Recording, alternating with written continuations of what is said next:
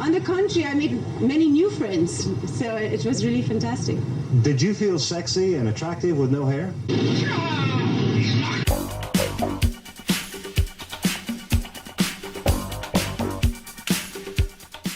This video is a comparison of the box office grosses between the Star Wars and Star Trek movies. If you were a kid growing up in the 1980s or 90s, chances are you found yourself in a Star Wars versus Star Trek debate. It was a natural comparison because back then those were the two biggest franchises in an era when there weren't many.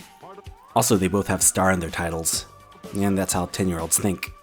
Of course, there's no perfect way to make this an apples-to-apples comparison because Star Wars has bigger budgets, Star Trek has more films, Star Wars is primary franchise, Star Wars is science fantasy, Star Trek is science fiction, Star Wars targets kids, Star Trek targets... Now, there are 100 ways you could compare and contrast these two franchises, but for the sake of this video, we'll be looking purely at the North American box office grosses. All of these figures in an apples-to-apples comparison, but this is a fairly straightforward gauge of how the general public has received both franchises.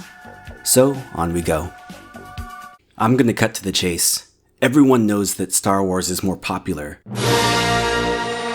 So the question then becomes, how much more popular is it? Star Trek has released 13 films, and combined, they've grossed $2.2 billion.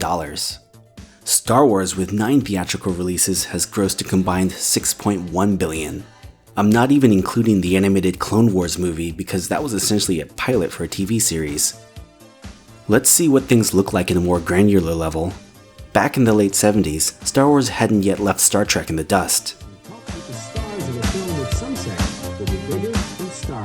A New Hope grossed $1.3 billion. Star Trek the Motion Picture grossed $271 million. That's about 21% of what A New Hope made. If A New Hope was what you paid for dinner at a restaurant, the motion picture would be what you tipped your waiter.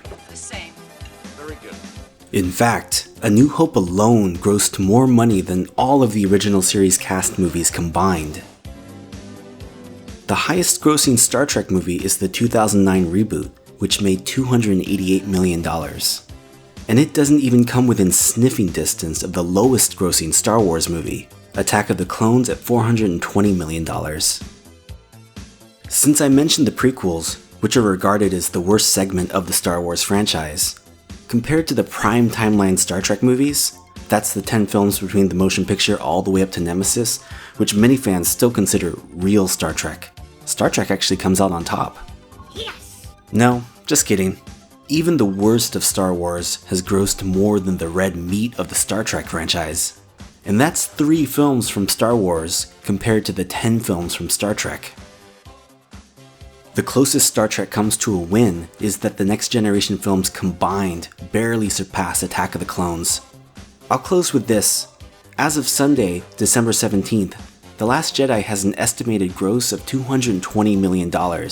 That's more than Star Trek Beyond made in its entire theatrical run.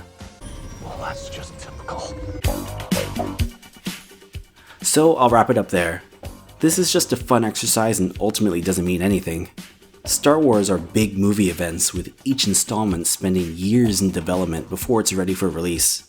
Star Trek has always been a reliable moneymaker with modest success that Paramount spammed out during the 80s and the 90s, and now uses sparingly when it needs to fill a release window. I hope you enjoyed this breakdown, thank you so much for watching, and I'll catch you in the next video.